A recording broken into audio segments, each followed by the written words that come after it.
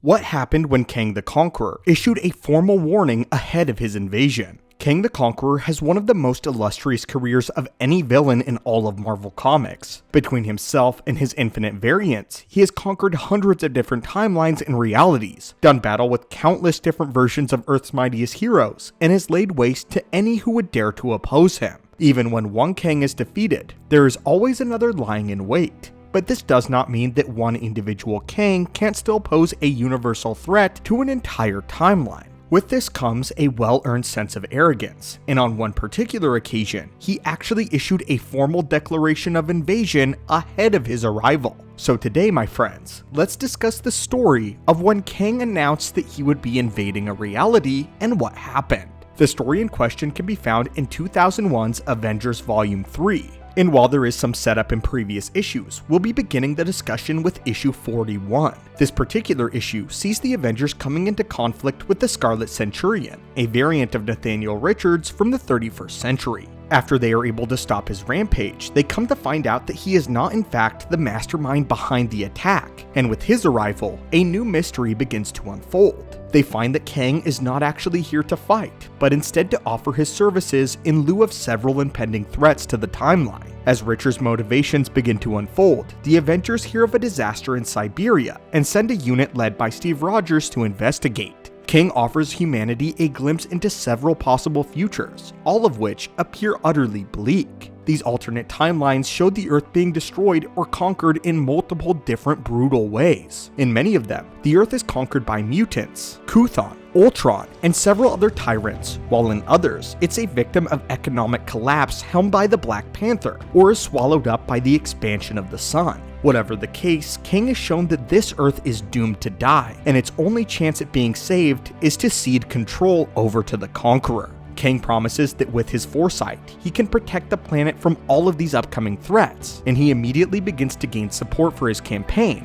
levied by fear-mongering and the panic of the masses. Aided by the promise of prosperity to any who joined his new regime, he took the deviants and the forces of Atuma under his control. The Avengers, meanwhile, were still divided, with a unit investigating the Siberian fallout, with Kang beginning to sink his foothold into this version of Earth. Attacks then begin to spread across the planet, dividing the Avengers even further. In Siberia, the group discovers that the Russian monarch known as the Presence has been conducting experiments with radiation, attempting to rebuild his defeated country, and this resulted in him creating several radioactive enhanced super soldiers. The irradiated Winter Guard has now risen up and was acting at the behest of the Presence. Meanwhile, Atuma's Atlantean warriors were bringing war to the surface, being aided by the Deviants. As these conflicts spread around the globe, Kang and the Scarlet Centurion watched from the comfort of Damocles' base. They stayed in low Earth orbit and watched the Earth consume itself, having launched a campaign of fear and panic that set the world on fire, without either of them having to lift a finger. The Avengers, however, were planning a tactical edge that might be able to give them a strategic advantage over several armies that were tearing the world apart, and hoped to restore balance. Warbird decides to issue a direct challenge to the leader of the Deviants, the winner of which would assume leadership over the Deviant army, and this could be a way for Warbird to create a ceasefire, at least from the Deviant soldiers. If she can eliminate one of the invading armies, then she might be able to alleviate the pressure of the conflict, while Thor took his fight directly to the Presence.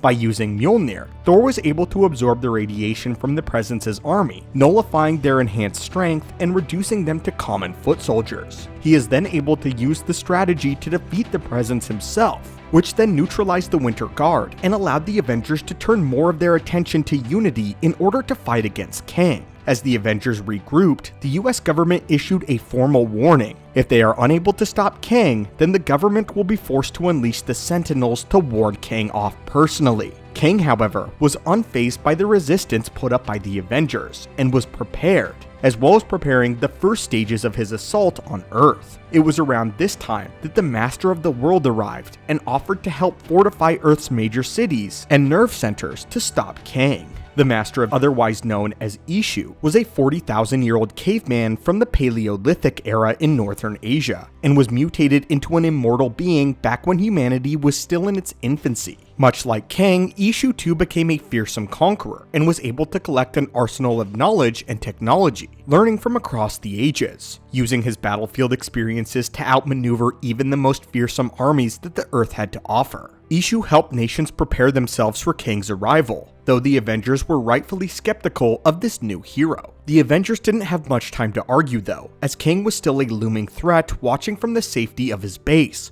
ready to strike at any moment. Yellowjacket, Warbird, Quicksilver, and Silverclaw decided to look into the Master further, while Captain America readied a unit for direct frontal assault, arming a shuttle into space where he, Photon, Wanda Maximoff, and the Jack of Hearts would confront Kang. After Warbird uncovers the Master's ulterior motives, she and her team attempted to release his grip on the world, while Captain America and his team failed to breach the base, forcing the hand of the government to release the Sentinels, releasing them after the Avengers failed their mission. Though Kang, using his manipulation of the time stream, was retroactively able to turn the Sentinels against their creators. This turned the Sentinels into his own private army, and with his new legion, he converged on Washington. Despite the Master's best attempts to fortify Washington, D.C., his technology was no match for the might of the Damocles base. Thor managed to get the president to safety before the city was leveled by Kang's might, forcing the government to issue an official surrender to Kang and his army. Q-Star and the Living Lightning were able to rescue Captain America and his team, who had all been presumed dead after their failed assault on the base. And when they returned to Earth, they learn of Kang's complete conquest of the planet. The United States was the first to issue an official declaration of surrender, but superhuman containment camps were being spread across the world by Kang's occupying army. This small band of rebels, however, led by Steve Rogers and a few superhuman refugees, were able to make their way to the Master's base of operations, and although he had his own motivations for arming the Earth, his technology was still a valuable resource that the remaining Avengers could use in their fight to liberate the planet. They were able to use these gadgets to drive Kang and the Scarlet Centurion back into orbit, being closely pursued by Captain America and his forces. The Pyramid of the Tri-Evil was able to stall Kang before he could lay waste to Earth's major cities, and Cap led his army straight into the heart of the Damocles base. With the aid of Jonathan Tremont, Starlight, the Presence, and the 3D Man, Captain America was able to destroy Damocles' base and officially remove the Earth from Kang's grasp. Without a hold over the world, Kang's camps fell one by one, and the heroes of Earth rose up to reclaim the planet that was rightfully theirs. When Damocles' base crash lands, Kang rises from the ashes to meet the remaining Avengers, ready to fight to the death. It is here that he and Captain America face off one-on-one, with Cap's superior hand-to-hand combat abilities allowing him to single-handedly overpower the crippled Conqueror. Without his technology or army, there is little that a depowered Kang can do against one of Earth's single best hand-to-hand fighters. Following Kang's defeat, the Avengers rejoice in a collective, as the world celebrates to commend their liberation from Kang's rule. While in prison though, Kang is freed by the Scarlet Centurion, who Kang deems to be a traitor. Once safe, he kills the Centurion as the Avengers clean up the remaining carnage that Kang had left in his wake. The team is left to mourn those lost in the invasion and wonder what might come next from the Grand Conqueror. The Master's technology has seemingly disappeared after Warbird's apparent murder of the Master, of which she was eventually exonerated from.